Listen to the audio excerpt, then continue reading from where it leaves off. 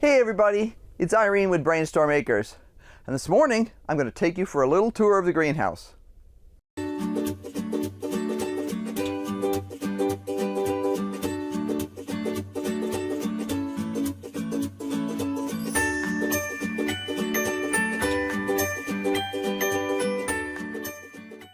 Now, if you've been following us for any length of time, you know that we've been growing in the greenhouse most of the winter.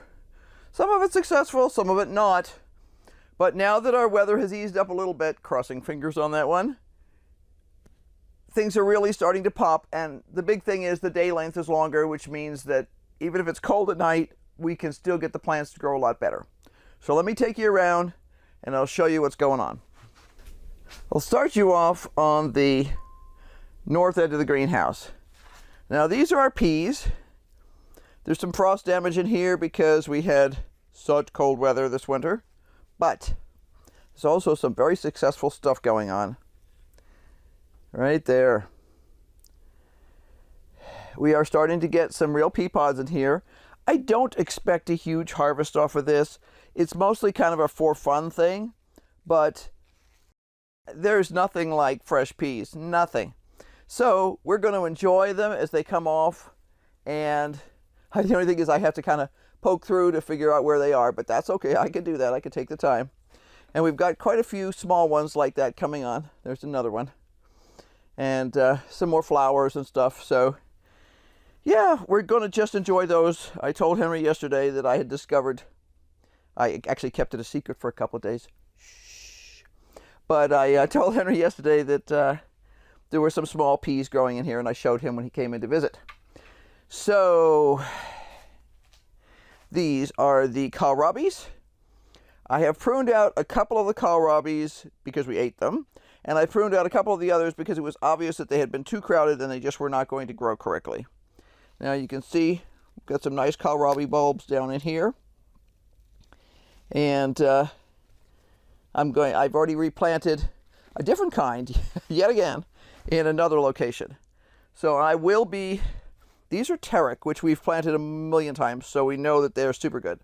These are Quick Star, this is the first time we planted them this winter. We really like the flavor of those.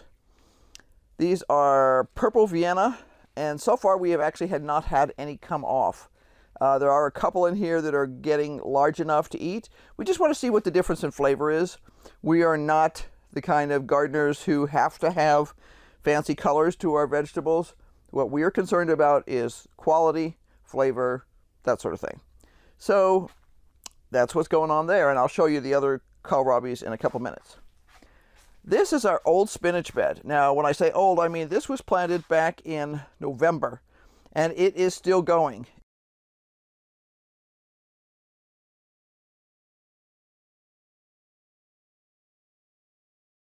It is producing 1 to 2 harvests of spinach a week, and we love it. We love it. We always joke about the fact that there are no recalls from our spinach source.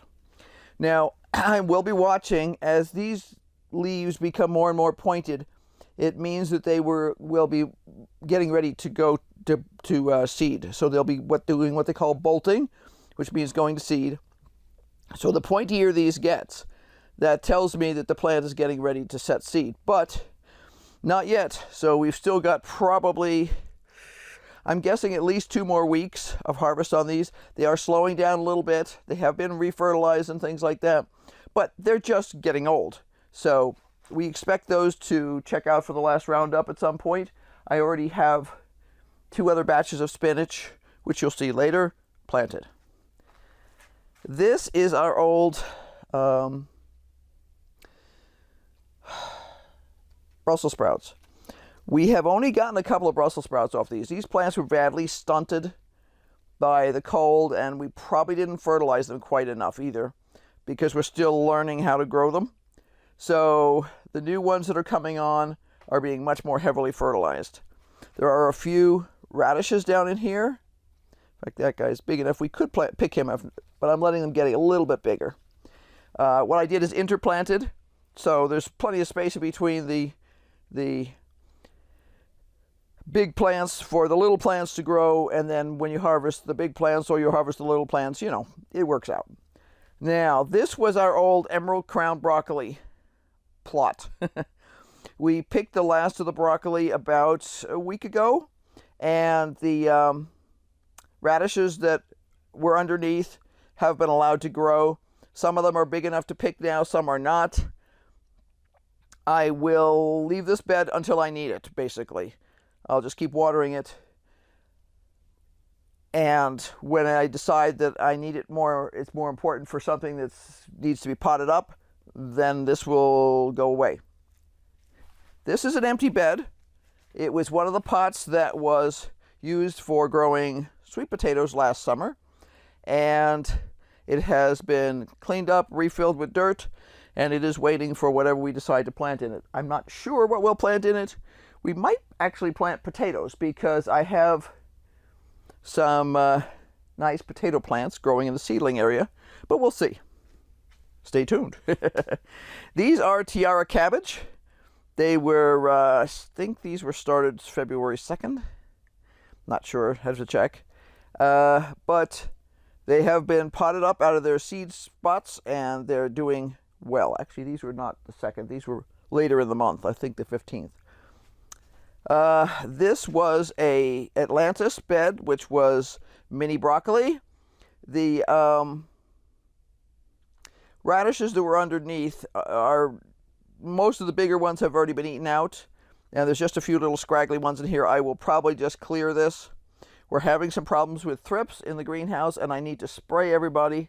And the thrips really love this. In fact, the thrips are on a couple of things here really badly. So it's too hot already this morning, so I'm going to try and spray this afternoon. These are our other broccolis, not broccolis, Brussels sprouts. And you can see these are doing better. We've had a few Brussels sprouts over there.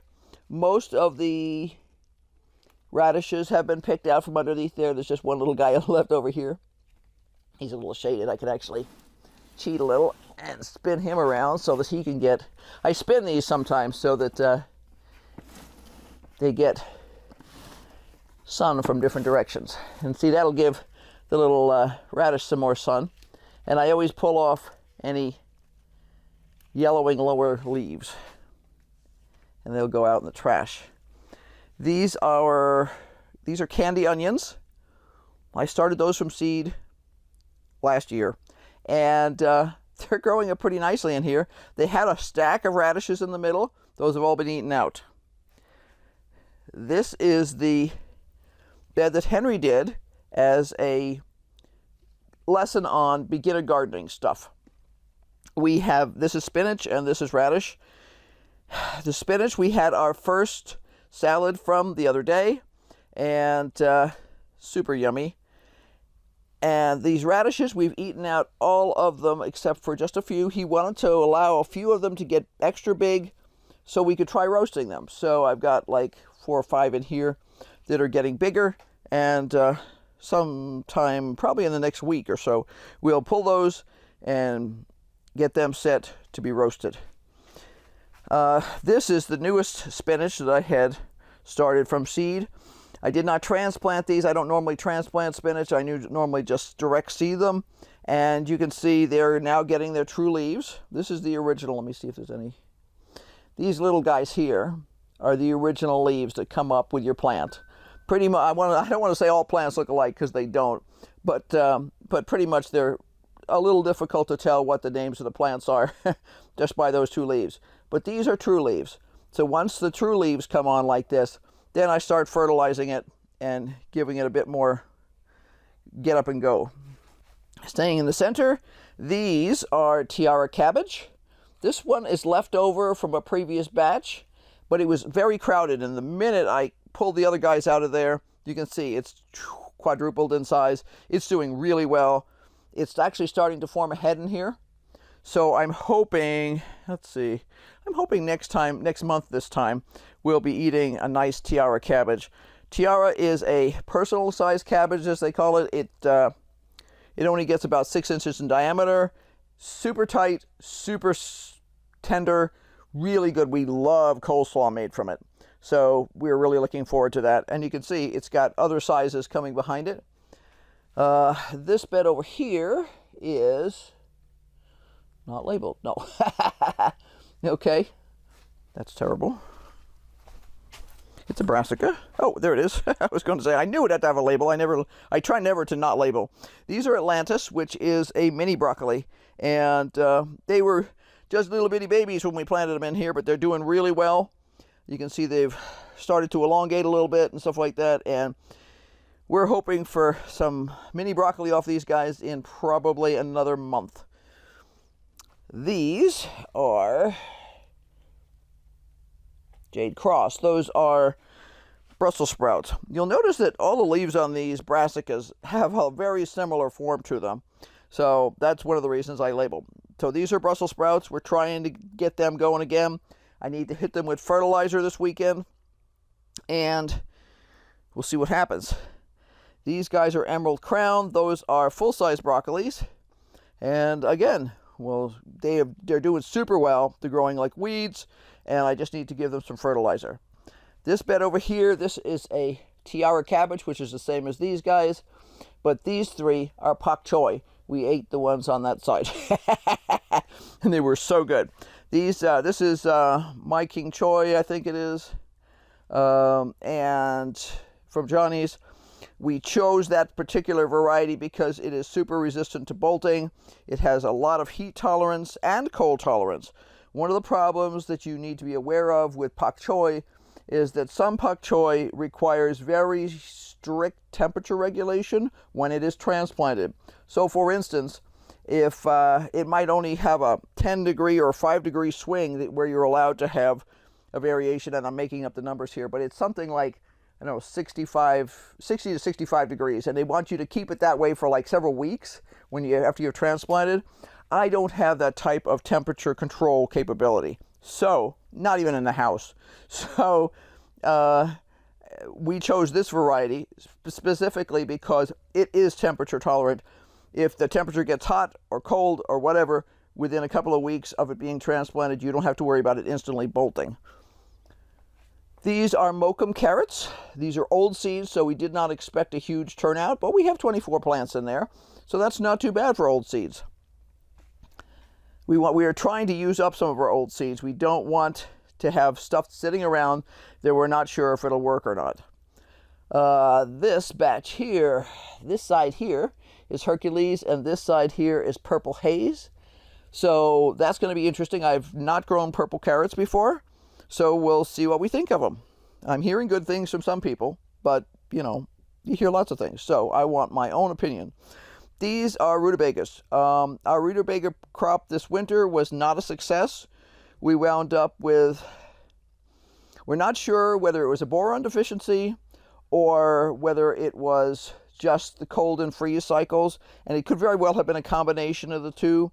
But we have already supplemented with boron, so that should be eliminated as a possibility for this spring crop here. And we're going to see if we can get anything out of them. We love rutabaga, but, you know, so far, no success. These are kohlrabis, and as I mentioned before, we have 3 different kohlrabis growing in the other container. This is Conan kohlrabi, which is yet another variety. We'll see how it goes. We haven't tried this one before. It's an experiment. This is Atlantis mini broccoli, and it is yet another batch of the mini broccoli that's coming behind the guys that you saw over there. These are Adirondack blue potatoes. We had some Adirondack blue potato seed that came pretty well sprouted, and it's too cold. I mean, it was like in the upper 20s last night here, so it's too cold to put out anything in the garden yet. So we decided that we would cut them into chunks, let them scab over, and the ones that had the most serious sprouts to them, we would go ahead and plant. And we did those in 2 batches. We did 4 in each of these, 2 and 2 and 2 and 2. And as you can see, this pot here has pretty much all come up. This pot is pretty close because there's one there too. So this is almost all up too. But we're very pleased with how well they're coming up. I believe they are a fairly short potato in terms of the amount of time they take. I think they're only 85 days. So we'll see. These guys are Pak Choi, which again is one of our favorites, and you can see these are much littler than the other guys down there, which is great because it means they'll be coming off at different times. Another thing we like about this particular type of Pak Choi is it will hold for a very long time in what they say in the field.